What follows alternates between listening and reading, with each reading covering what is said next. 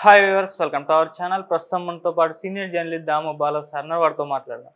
నమస్కారం సార్. నమస్తే సార్, రాజమౌళి గారికి అండ్ వాళ్ళ మిసెస్ రమా రాజమౌళి గారికి ఇద్దరికి కూడా ఆస్కార్ సెలెక్టర్స్ ది కమిటీ ఉంటుంది. అందులో సభ్యత్వం ఇచ్చారు అని చెప్పేసి వార్తలు రావడం చూస్తున్నాం.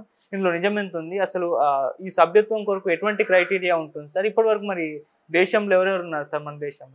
ఆస్కార్ మామూలుగా దాదాపు 10,000 మంది వరకు సభ్యులు ఉంటారు. ఆస్కార్లో వివిధ దేశాల్లో వివిధ రంగాలు అంటే సినిమాకు సంబంధించి వివిధ విభాగాలకు సంబంధించి కొంతమందిని ఆస్కార్ కమిటీలో పెడతారు. ఈ 10,000 మంది అందరూ ఓట్లు వేయరు. వీళ్ళల్లో యాక్టివ్గా ఉన్నవాళ్ళు ఓట్లు వేస్తుంటారు. ఇలాగా ఆస్కార్ సంబంధించి ఈ మెంబర్స్ అంతా కూడా ఓట్లు వేసి ఎన్నుకుంటారు. అందుకని ఆస్కార్కి ఎందుకు ఖర్చు ఎక్కువ అవుతుందంటే ఈ మెంబర్స్ అందరినీ ఇన్ఫ్లుయెన్స్ చేసే విధంగా ఒక పెద్ద ఎత్తున క్యాంపెయిన్లు చేయాల్సి ఉంటుంది.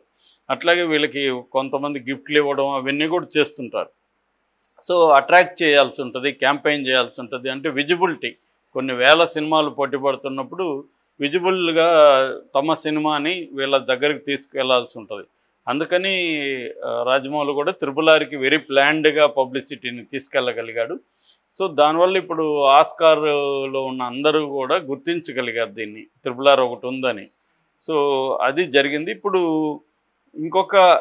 ఒక ప్రెస్టీజియస్ విషయం, తెలుగు సినిమా గర్వపడాల్సిన విషయం ఏంటంటే రమా రాజమౌళికి ఆస్కార్ అవార్డు కమిటీలో సభ్యత్వం వచ్చింది. ఈ ఇయర్కి సంబంధించి మొత్తంగా 57 దేశాల నుంచి 487 మందిని కొత్తగా ఈసారి ఆహ్వానించారు. అందులో వీళ్ళిద్దరు కూడా ఉన్నారు.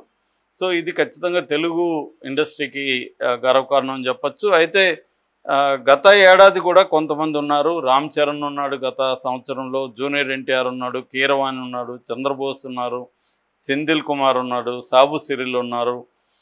ఇలాంటి వాళ్ళు గతంలో కూడా మన తెలుగు నుంచి కూడా ఉన్నారు. అయితే ఇప్పుడు రమా రాజమౌళి ఏమో దర్శకుడి కేటగిరీలో, రమా రాజమౌళి ఏమో కాస్ట్యూమ్ డిజైన్ కేటగిరీలో. అంటే కాస్ట్యూముకు అవార్డులు ఇచ్చడానికి సంబంధించిన సినిమాలను కొన్నిటిని ఈమెకు పంపిస్తారు, చూసి వాటి మీద తన అభిప్రాయము ర్యాంకు పెట్టమని. అలాగా ప్రపంచంలో ఉండే బెస్ట్ కాస్ట్యూమ్ డిజైనర్లకు ఆస్కార్ సంబంధించిన సినిమాలను పంపిస్తారు. ముందుగా నామినేషన్కి సంబంధించి ఒక 5 సినిమాలను సెలెక్ట్ చేయమని పంపిస్తారు. నామినేషన్ తర్వాత మళ్ళీ దాంట్లో best film for costume design అనేది ఆ కేటగిరీకి మళ్ళీ వస్తుందన్నమాట. అట్లా ఇప్పుడు ఇండియాలో తీసుకుంటే షబనాజ్మి, రితేష్ సిద్వానీ, రవివర్మన్, రీమా దాస్, శీతల్ వర్మ, ఆనంద్ కుమార్ టక్కర్, నిషా పహూజా, హేమల్ త్రివేది, గీతేష్ పాండ్యా, ఇలాంటి వాళ్ళకి ఈసారి సెలక్షన్ అయింది. రమా రాజమౌళి అండ్ రాజమౌళితో పాటు షబనాజ్మి మనకు తెలుసు, తెలుగు వాళ్ళకి కూడా. సో తెలుగు సినిమాల్లో కూడా ఆమె యాక్ట్ చేసింది. మన రాఘవేంద్రరావు కొడుకు సినిమాలో కూడా ఆమె యాక్ట్ చేసింది. అలాగా ఇలాంటి వాళ్ళని ఇప్పుడు చేస్తున్నారు. సో ఇది ఒక రకంగా ప్రెస్టీజియస్ అని చెప్పాలి. దీంట్లో గతంలో కూడా మనకి చాలా అవార్డులు వచ్చాయి తెలుసు మనకి. విలేజ్ రాక్ స్టార్స్ తీసిన రేమాదాస్ ఉన్నాడు దీంట్లో. ద క్రిటిక్ లీప్ ఇయర్ సినిమాలు తీసిన ఆనంద్ కుమార్ టక్కర్ ఉన్నాడు. ఈసారి మొత్తంగా 71 మంది ఆస్కార్ నామినీలు, మరో 19 మంది ఆస్కార్ విజేతలు ఉన్నారు. అంటే గతంలో ఆస్కార్ అవార్డులు వచ్చిన వాళ్ళు తర్వాత నామినేట్ అయిన వాళ్ళని కమిటీలోకి తీసుకుంటారు. అంటే వాళ్ళకి ఆల్రెడీ సినిమా మీద కమాండ్ ఉండాలి, క్వాలిటీ సినిమాకు సంబంధించిన ఇతర విభాగాల్లో క్వాలిటీ ఇచ్చి ఉండాలి. వాళ్ళు ఎవరినంటే వాళ్ళని వీళ్ళు తీసుకోరు. అంటే క్రైటీరియా ఏదో ఒకటి ఉండాలి కదా, ఆస్కార్ కమిటీకి ఒక క్రైటీరియా ఉండాలి.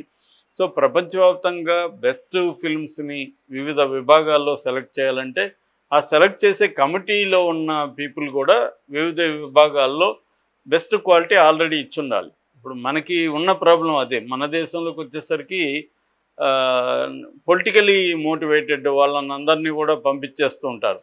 వాళ్ళల్లో చాలామంది అసలు ఏమీ ఆ కళారంగానికి సంబంధించిన నాలెడ్జే ఉండదు వాళ్ళకి. అందుకని అవార్డులు కూడా మనకి చాలా ప్రాబ్లమేటిక్గా ఉంటాయి. అందుకని ఇక్కడ అవార్డు తెచ్చుకున్నాడు, అవార్డు ఎవరు తెచ్చుకోవాలి అనేది అంటుంటారు. అంటే ఇన్ఫ్లుయెన్స్ చేసుకోవాలి. ఆ మధ్య కూడా నాతో ఒక award committee member, senior music director తమిళ అతను మాట్లాడుతూ, వాళ్ళు ఎక్కడ ఏ హోటల్లో ఉన్నామో తెలియకుండా దాక్కొని ఉన్నారంట. అడ్రస్లు తెలియకుండా ఫోన్ నెంబర్లు పెట్టుకొని, ఎందుకంటే పెద్ద పెద్ద ఎత్తున ఇన్ఫ్లుయెన్స్లు చేస్తున్నారంట వాళ్ళని, ఏది జాతీయ అవార్డులు కోసం. అట్లా ఉంటుంది ప్రెజరు అని ఆయన కొంతమంది పేర్లు కూడా చెప్పారు హిందీలో, ఎవరెవరు ఆయన్ని ప్రెజర్ చేయడానికి ట్రై చేశారని. సో ఆ స్థాయిలో ఇక్కడ ప్రెజర్ చేసి లాబింగ్ చేసి అవార్డులు తెచ్చుకుంటుంటారు. అవి కానీ పద్మ అవార్డ్స్ కానీ ఇవన్నీ కూడా లాబింగ్లు జరుగుతాయి. ప్లస్ గవర్నమెంట్కి, అధికారంలో ఉన్న గవర్నమెంట్కి ఎవరికి ఇస్తే ఉపయోగకరంగా ఉంటుంది, వాళ్ళకి పొలిటికల్గా ఎవరికి ఇస్తే బాగుంటుందని చూసుకుంటారు. ఇక్కడ మన ఇప్పుడు పివి నరసింహారావుకి ఇచ్చాడు, ఆయనకి అర్హత లేదని కాదు, బ్రహ్మాండమైన అర్హత ఉంది ఆయనకి ఎందుకు ఇచ్చారంటే పొలిటికల్గా ఇక్కడ కాంగ్రెస్ పార్టీకి కొంత మేలు జరుగుతుంది,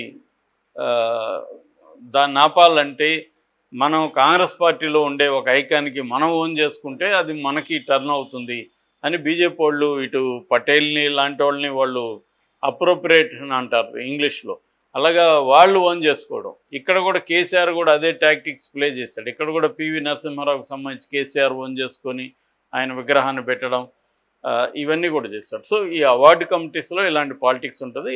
ఆస్కార్లో ఉండదా అంటే ఆస్కార్లో కూడా ఇటువంటి పాలిటిక్స్ ఉంటాయి. అంటే వీళ్ళు ఆ సభ్యుల దగ్గరికి సినిమాని తీసుకెళ్ళడం, ఆ సభ్యులకి కాస్ట్లీ గిఫ్ట్లు ఇవ్వడం, వాళ్ళని పెద్ద పెద్ద డిన్నర్ పార్టీలు వాళ్ళకి ఇవ్వడం, ఇవన్నీ చేస్తారు. ఇవన్నీ రాజమౌళి కూడా చేశాడు.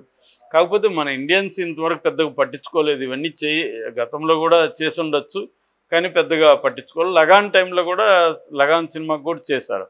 ఏదేమైనా ప్రతిదానికి రెండు ఉంటాయి నేను చాలాసార్లు చెప్తుంటాను. Necessary condition, sufficient condition. Necessary condition ఏమంటే ఖచ్చితంగా చేయాల్సింది ఇది. సబ్సెంట్ కండిషన్ అంటే అది డిఫైన్ చేయలేం దాన్ని. సో ఇదైతే అందరూ కూడా చేస్తారు. 10 మంది చేస్తారనుకో, 10 మందికి అవార్డులు ఇవ్వలేరు కదా వీళ్ళు. 10 మంది చేయాలి. ఈ 10 మందిలో కూడా వాళ్ళకి వేరే అంశాలు కూడా పనిచేస్తాయి. ఈ 10లో బెస్ట్ ఏదని సెలెక్ట్ చేసుకునేటప్పుడు. సో అలాగా రాజమౌళి ఇవన్నీ స్టడీ చేసి ఈ ఆస్కార్ అవార్డుల కమిటీ ఎలా ఫంక్షన్ ఉంటుంది, ఎవరు ఓటు ఇప్పటి వరకు అయిన వాళ్ళని కూడా కాంటాక్ట్ చేయగలిగాడంట రాజమౌళి. అంటే వాళ్ళని ఎవరు పట్టించుకునే వాళ్ళని కూడా కాంటాక్ట్ చేసి వాళ్ళు కూడా ఓటుల్లో పాల్గొనేట్టుగా చేసి వాళ్ళని కూడా ఇన్ఫ్లుయెన్స్ చేయడానికి ట్రై చేస్తాడు అనేది చెబుతారు. దానికోసం ఒక దాదాపు 70-80 కోట్లు ఖర్చు పెట్టారనే పుకార్లు కూడా వచ్చాయి. అది కరెక్ట్ అమౌంట్ తెలియదు, కానీ మొత్తానికైతే బల్క్ అమౌంటే దానికోసం ఖర్చు పెట్టారు రాజమౌళి వాళ్ళు. దానివల్ల వాళ్ళకి ఏమైంది, మార్కెట్ అనేది విస్తరించింది. ఇదంతా కూడా ఫ్యూచర్ ఇన్వెస్ట్మెంట్ అనమాట. సో ఇప్పుడు మార్కెట్ ఇన్వెస్ట్ కావాలంటే నీ ప్రజెన్స్ అనేది విపరీతంగా రావాలి. సో ఇప్పుడు దీనివల్ల కాంటాక్ట్స్ వచ్చాయి, ఇంటర్నేషనల్గా మార్కెట్ ఎక్స్పోజర్ తెలిసింది, వేరే దేశాల మార్కెట్ని ఎలా క్యాప్చర్ చేయాలనేది. అట్లాగే ఇప్పుడు సినిమా తీసేటప్పుడే ఏమేమి ఎలిమెంట్స్ పెట్టాలి ఇంటర్నేషనల్ మార్కెట్ కోసం అనే విషయం కూడా రాజమౌళికి కంప్లీట్గా గ్రిప్ వచ్చింది. అందుకని ఇప్పుడు మహేష్ బాబు సినిమాలో టెక్నీషియన్లు కావచ్చు, ఆర్టిస్టులు కావచ్చు, ఇంటర్నేషనల్ కంపోజిషన్ ఉండేట్టుగా చూసుకుంటున్నారు అనమాట. సో ఇవాళ ఏంటంటే ఎప్పటికప్పుడు మార్కెట్ని విస్తరించుకుంటూ పోతే దానికి తగిన క్వాలిటీ సినిమా అందించవచ్చు. ఎందుకంటే క్వాలిటీ అనేది మనీతో కూడుకున్న అంశం. సో క్వాలిటీ అనేది అన్నిసార్లు మనీతో కాకపోవచ్చు, కానీ ఒక బిగ్ బ్యాంగ్లో వెళ్ళాలనుకున్నప్పుడు ఎక్కువ సార్లు మనీతో కొన్ని క్రియేటివిటీ ఉంటే సరిపోదు. ఆ క్రియేటివిటీని సెల్యులాయిడ్ స్క్రీన్ మీదకి తీసుకురావడానికి మనీ కూడా అవసరం. ఇప్పుడు మనకు టైటానిక్ లాంటి సినిమా క్రియేటివిటీ ఉంది దాంట్లో 100%. At the same time budget కూడా దానికి అవసరమైంది. ఎందుకంటే అటువంటి ఒక షిప్ను నిర్మించాలి, సముద్రాన్ని క్రియేట్ చేయాలి. సముద్రంలో పోయి అన్ని షాట్లు తీయలేరు వాళ్ళు. అవన్నీ సముద్రం కొన్ని వైట్ షాట్లు తీసుకుంటే మిగతా కూడా వీళ్ళు క్రియేట్ చేసుకొని చేయాలి. అట్లాగే సీజీ వర్క్ కూడా విపరీతంగా ఉంటుంది. సో ఇవన్నిటికీ ఖర్చు పెట్టాలి. అట్లాగే ఇప్పుడు ఇవాళ ఆర్టిస్టులు, హీరోల రెమ్యునరేషన్స్ కూడా విపరీతంగా పెరిగిపోయినాయి. కాబట్టి ఈ కాంటెక్స్లో రాజమౌళికి ఇద్దరికీ ఆస్కార్ కమిటీలో ఇది రావడం అనేది మరొక మెట్టుగా మనం చెప్పుకోవచ్చు తెలుగు సినిమాకి. Okay sir, thank you so much.